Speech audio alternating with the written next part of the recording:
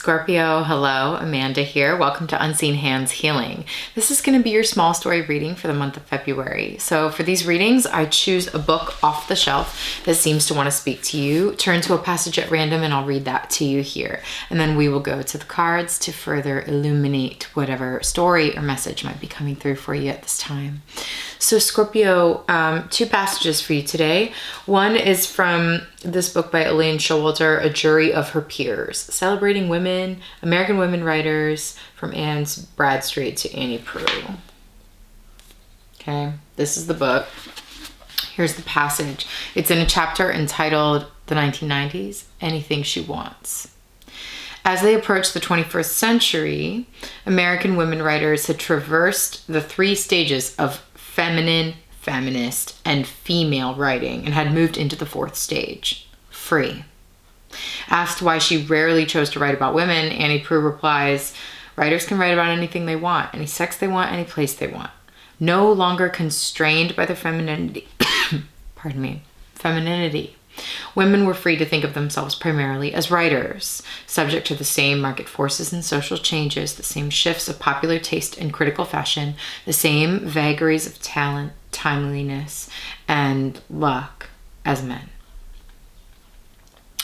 The thing that's jumping out to me about this for you, Scorpio, is mostly this idea of having traversed into the fourth stage of something, which is freedom. No longer constrained. Freedom. That's what's coming through. If the writer thing applies to you and the patriarchal feminist themes apply to you as well, wonderful.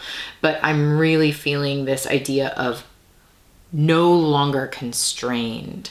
And here's what's also interesting. An Anne Sexton poem wanted to come through, okay, entitled Housewife. It's very short. I'll read it to you. Some women marry houses. It's another kind of skin. It has a heart, a mouth, a liver, and bowel movements. The walls are permanent and pink. See how she sits on her knees all day, faithfully washing herself down. Men enter by force, drawn back like Jonah into their fleshy mothers. A woman is her mother. That's the main thing.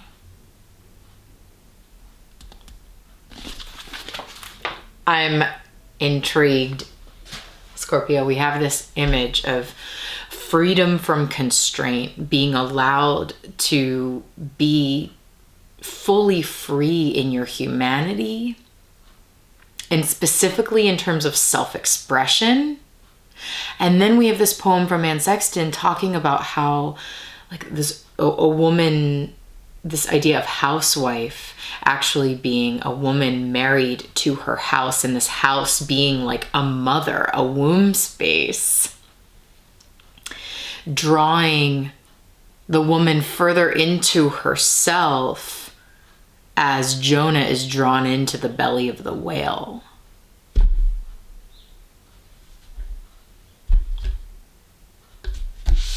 Scorpio. Let's go to cards. Let's go to cards. Okay, so this is the El Goliath Shadow deck. I'm just going to give it a couple of shuffles. And then we're going to pick 3 cards at random here for you. All right, Scorpio. 1, 2, 3. Let's see what you got. Okay. Wow.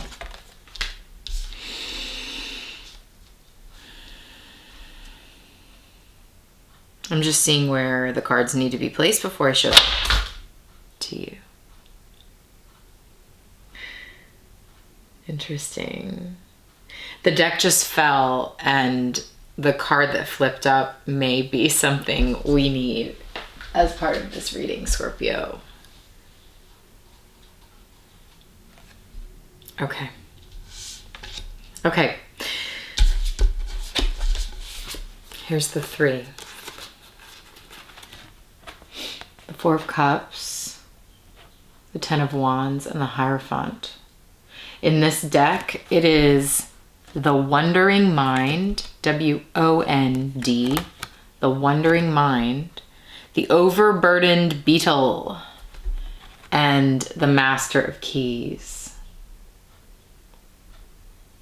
And then the fourth card that popped up here is the Cosmic Guide.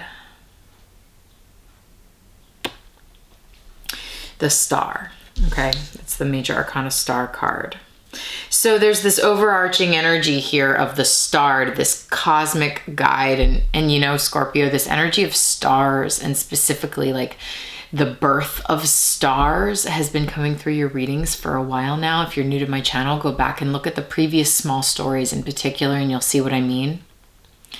But what I'm seeing from this today, I'm seeing this as a tree stump, which is normally rigid and hard and fixed, you know, it keeps you in place, but yet I'm seeing it cracking from the inside and the light beginning to pour through. It's almost as if the star is going to burst through, pardon me, the rigidity of the wood. And also there's something about the stump talking about the many layers and the many lives of the tree. You know, you can tell how old the tree is by counting the rings in the stump. And so there's something about that, Scorpio, of like bursting through, bursting free from the many lives you have lived.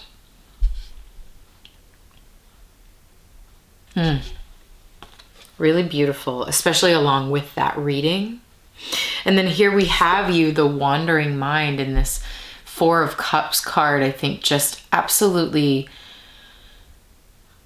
bored, exhausted, looking into the future and maybe feeling things but not seeing it, because we're looking at this dark crystal, this like obsidian crystal ball that this panther or lioness seems to be gazing into, resting her head on this book. Just tired. That's what I'm getting from this. Just tired. Wanting to break free, but not seeing how it's happening or not seeing how that energy is going to move. And then we have the overburdened beetle again.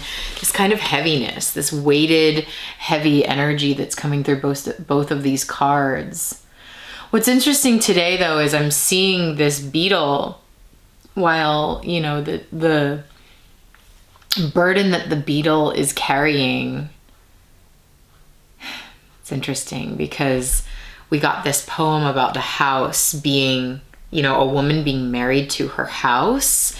And I'm seeing this beetle as actually carrying its nest or its home. It's almost like its home has become a burden, or it's like the confines, the constraints of its sense of place have become a burden. I'm seeing that here too, as like someone just like lying in their house, just like feeling weighty and heavy, maybe dealing with heavy emotional qualities, looking into the future, wanting to bust out, wanting to break free, but feeling weighed down. But yet it's interesting, Scorpio, because there's some energy starting to come in. I'm also seeing this as like, in some sense, the burden, while this is like twice the size of this beetle, it feels victorious in this way. I'm seeing the burden, I'm seeing the heaviness, but I'm also seeing like this victory of this beetle being able to lift this up.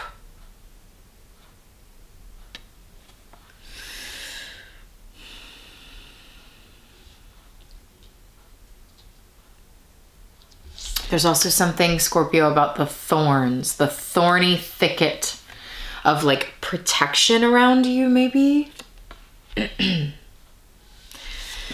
then the Hierophant, which is more heavy energy to me. It's more, especially today, it's feeling like this rock solid rooted place of like, again, talking about the home, because there's all these keys and I'm getting like the feeling of opening the key to your home.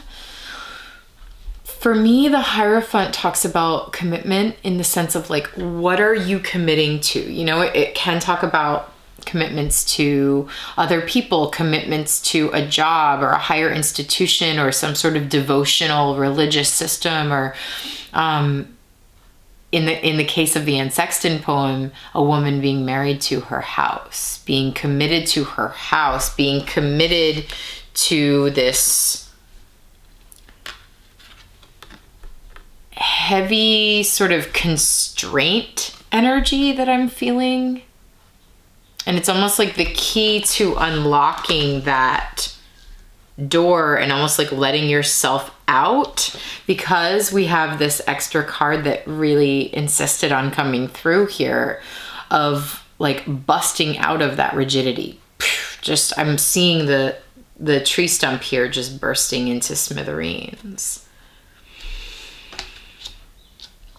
Very interesting, Scorpio. So let's go to the Portable Fortitude deck, this beautiful deck by Karina Dross, and we'll get you a card from this.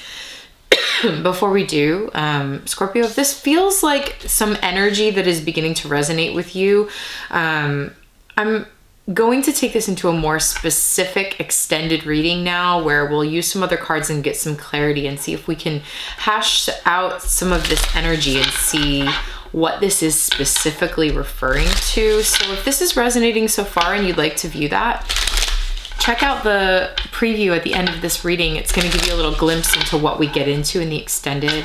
And if that's resonating with you, click the link in the description box below. That'll take you over to Vimeo, where you'll be able to view that reading instantly. All right, so maybe I'll see you over there. But regardless, let's get you some Portable Fortitude here for this small story in February.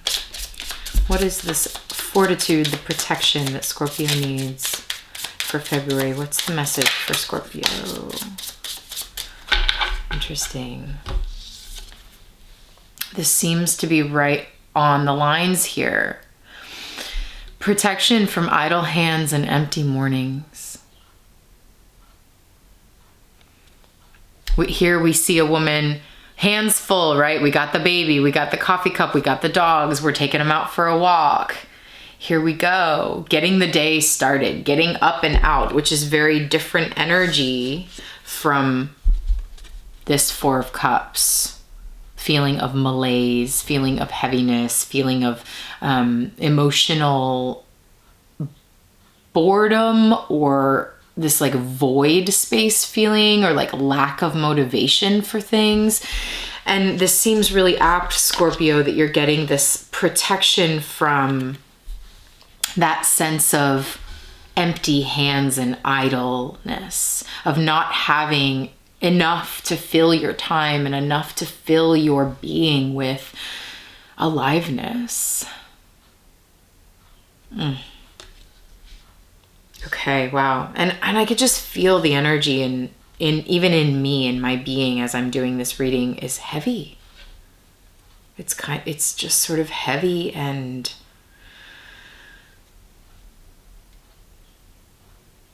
quiet. Okay, Scorpio, I'm really interested to get into this deeper and see what this is all about. So maybe I'll see you over on Vimeo. But regardless, Scorpio, thanks for joining me here. If you enjoyed this reading, please do click that like button, subscribe to the channel if you haven't already. Maybe leave me a comment, let me know how this is resonating for you. All right, Scorpio, I'll talk to you soon. Take care.